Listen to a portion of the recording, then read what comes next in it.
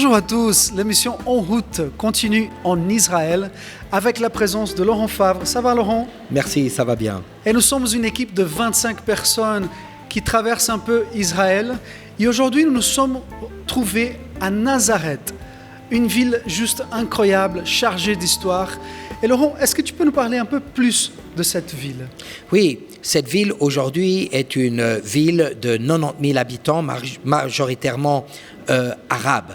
Évidemment, on connaît Nazareth pas seulement sous la perspective actuelle, mais bien entendu Nazareth, la ville de la Bible, et plus particulièrement la ville où a grandi Jésus. Il était intéressant aujourd'hui de visiter un village de Nazareth qui était la réplique du village d'antan. Selon l'histoire, probablement que Nazareth était un tout petit village qui avait été fondé par une communauté qui venait de Bethléem et qui était montée dans la partie nord d'Israël. À travers cette réplication du village de Nazareth, nous avons eu l'opportunité de nous immerger dans la culture locale d'antan.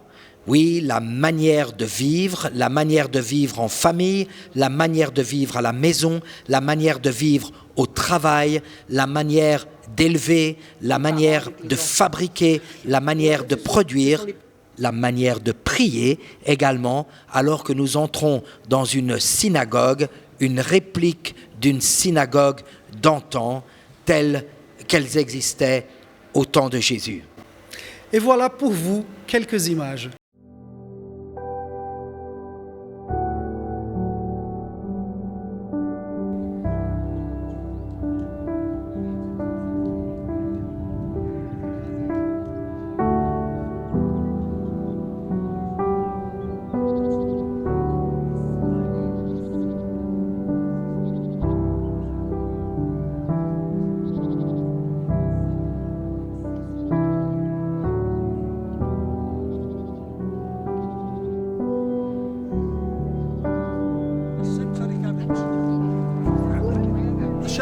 Donc ça c'est Abraham, notre berger.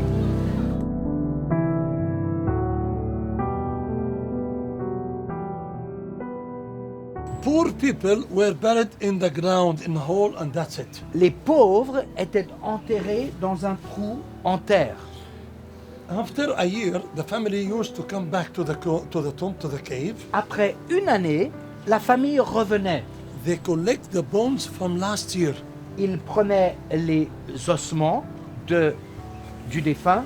They put them in boxes that they made from stones called ossuaries. Et ensuite, ils mettaient les os dans des ossuaires, une cavité qu'ils créaient dans la pierre, dans la roche. The bones and the ossuaries are kept inside. Et ensuite, ils placent cet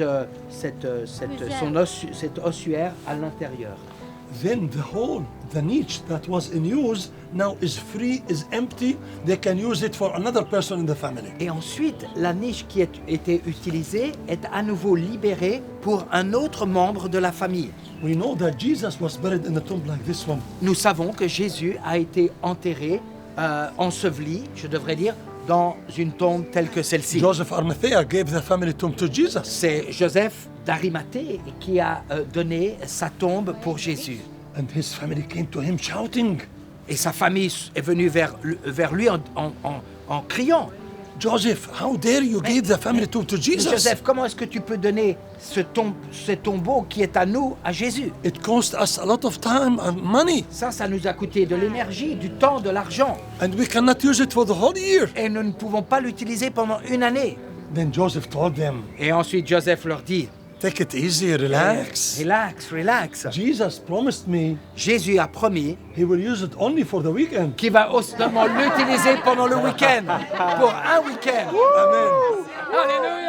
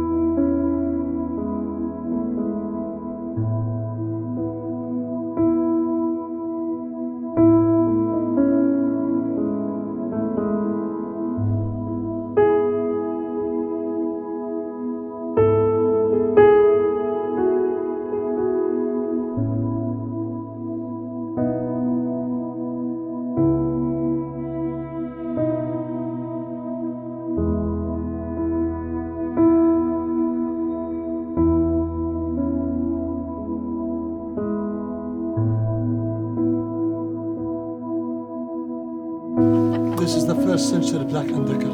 Voilà, ça c'est Black & Decker du 1er siècle. Merci beaucoup, Joseph. Un ciseau pour tondre. Then all the wool is brought here to Hannah. Ensuite, vous prenez toute cette laine, It vous is- la portez à Anna, It is washed. elle la nettoie. Yeah, then it is, after it dries, you need to make it soft using this kind of comb. Ensuite, Make it soft. vous devez l'adoucir. And you also can clean it very easily. Aussi, vous pouvez la nettoyer. Then the wool is soft and ready to use Vous it. avez une laine qui est douce. Okay? Yeah.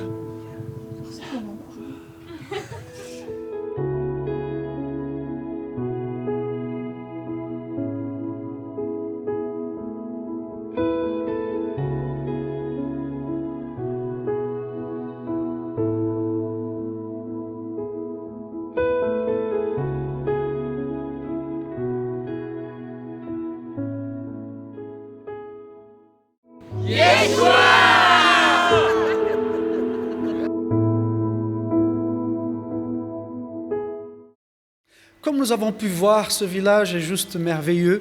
Et j'aimerais aussi te poser une question, Laurent. Je sais que nous avons plusieurs faits qui ont été marquants dans la ville de Nazareth, mais est-ce qu'il y en a un qui te vient à l'esprit comme ça? Bien sûr, le fait que Nazareth est la ville où a grandi Jésus. Alors, paradoxalement, nous ne savons que très peu de choses sur cette partie de sa vie. Par contre, ce que nous savons, c'est que lorsque Jésus a commencé son ministère, l'une des premières choses qu'il a faites était de se rendre dans la ville de Nazareth le jour du Shabbat et, comme cela a été sa coutume, de se rendre dans la synagogue. On lui donna le livre d'Ésaïe et il lut une prophétie qui était en relation avec la venue du Messie. Cette prophétie nous dit « L'Esprit de l'Éternel est sur moi pour annoncer une bonne nouvelle aux pauvres, pour rendre libres les opprimés, pour guérir les cœurs et pour rendre la vue aux aveugles et annoncer une année de grâce de l'Éternel, du Seigneur. » Lorsqu'il ferma le livre, il regarda la communauté de Nazareth et leur dit « Aujourd'hui, cette prophétie est accomplie. En d'autres mots, je me présente tel que je suis. Oui, je suis un enfant de Nazareth, mais aujourd'hui, je me présente à vous comme le Messie d'Israël. » Et Jésus ouvre le rouleau et trouve le passage qu'il veut leur lire. Then he said, The Spirit of the Lord is upon me, L'Esprit du Seigneur est sur moi. for he has anointed me to bring good news to the poor. Il m'a oint pour annoncer une bonne nouvelle aux pauvres. He has sent me to proclaim liberty to the captives Il m'a envoyé pour proclamer la liberté aux captifs and recovery of sight to the blind, et le recouvrement de la vue aux aveugles, to set the oppressed free, de rendre libre l'opprimé to declare the year of the Lord's favor. et de déclarer l'année de grâce du Seigneur. Et nous avons aussi vécu une expérience magique dans la ville de Tabga, la ville où on sait qu'il y a eu la multiplication des pains et des poissons. Et j'aimerais beaucoup que tu nous parles un peu de ce moment que nous avons vécu là-bas et un peu de l'histoire qui charge cette ville. Oui, Tabga, selon la tradition, est le lieu où Jésus a multiplié les pains et les poissons pour 5000 hommes, sans compter les femmes et les enfants, c'est-à-dire pour 5000 familles. Et la question est la suivante. Quand est-ce que le miracle a eu lieu?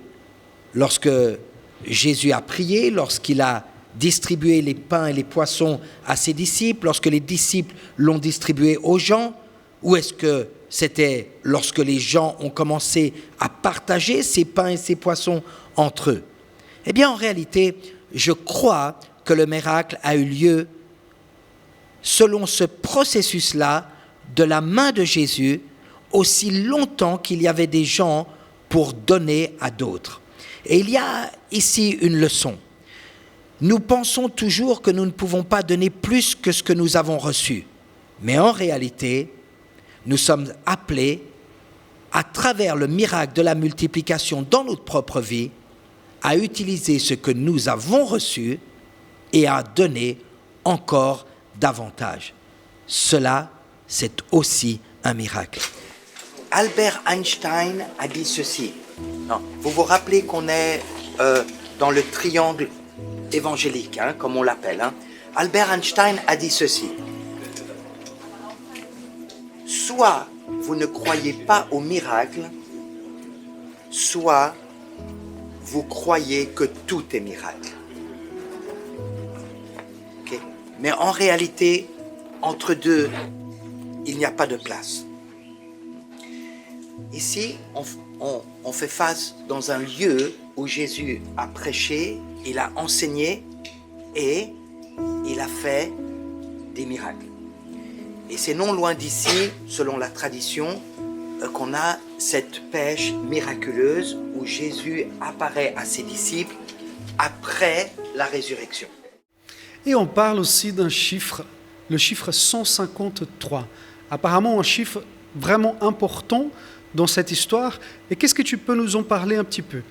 Oui, alors, c'est aussi dans cette région de Tabga que nous connaissons la pêche miraculeuse, celle qui a eu lieu après la résurrection de Jésus-Christ. Et il est dit que les disciples ont jeté le filet selon la parole du Seigneur et qu'ils ont pêché ce jour-là 153 gros poissons. 153, c'est un chiffre triangulaire. Je vais vous expliquer en quelques mots ce qu'est un chiffre triangulaire sur la base de cette illustration des 153 gros poissons. Vous obtenez 153 en additionnant 1, plus 2, plus 3, plus 4, plus 5, plus 10, plus 15, plus 16, plus 17. En réalité, on trouve une addition de ces chiffres jusqu'au chiffre 17 pour obtenir 153.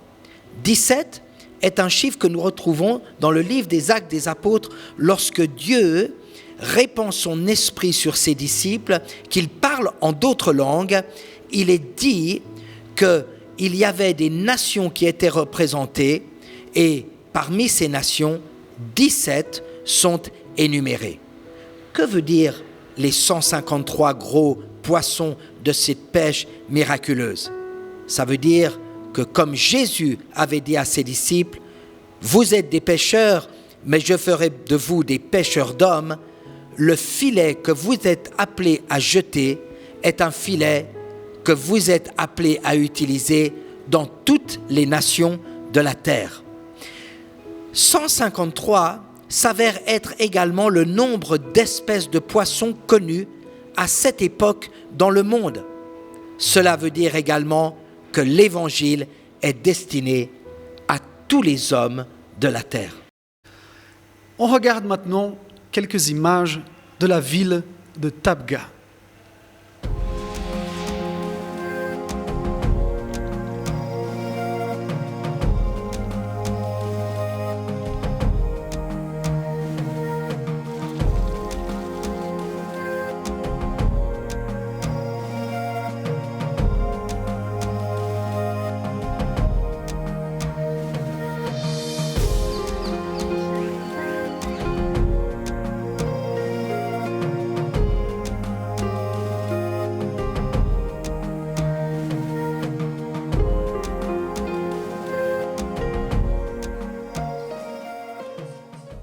En réalité, dans ces paroles de Jésus, Jésus ne s'adresse pas à la foule.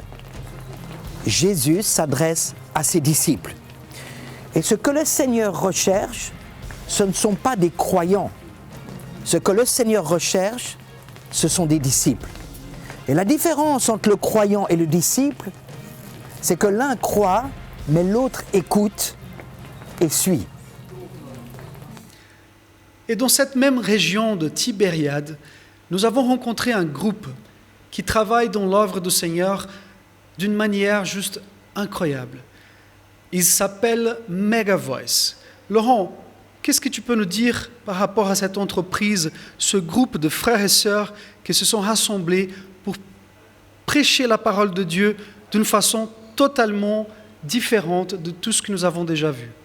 Oui, Israël est connu pour les nouvelles technologies.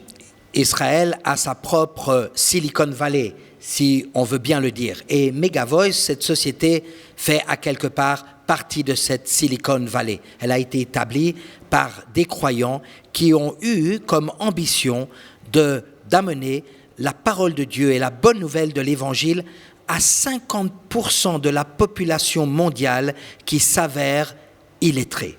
Pour ce faire, ils ont mis en place des appareils audio qui sont rechargeables en énergie solaire et dans lesquels ils enregistrent des messages et principalement l'intégralité de la Bible dans des milliers de langues et de dialectes actuellement utilisés dans le monde et notamment au milieu des populations illettrées.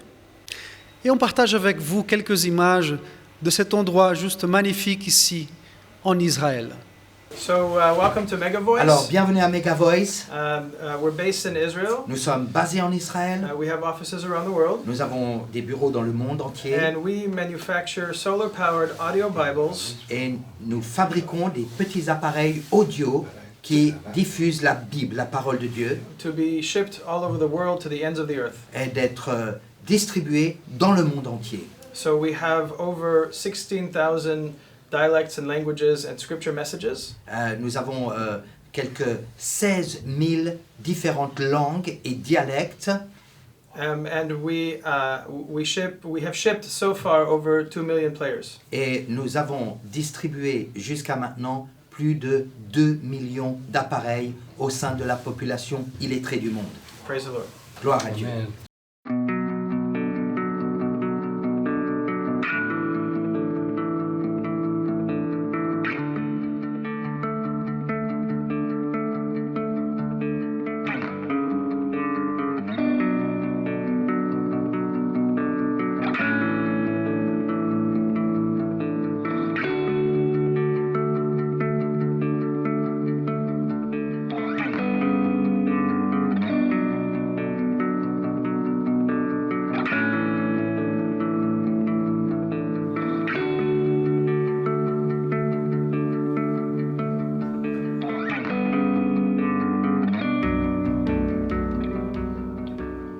Pas d'électricité, mais par contre de l'énergie. Hein.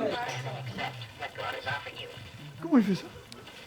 So, Voilà, ça c'était une autre manière. Incroyable. yeah, you can see it. You can play with it if you want. Be careful. I don't have many of the. In fact, this is my only one. But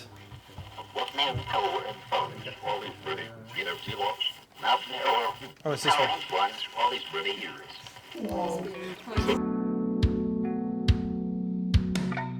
La batterie qui est à l'intérieur. We have a device that plays only with the sun.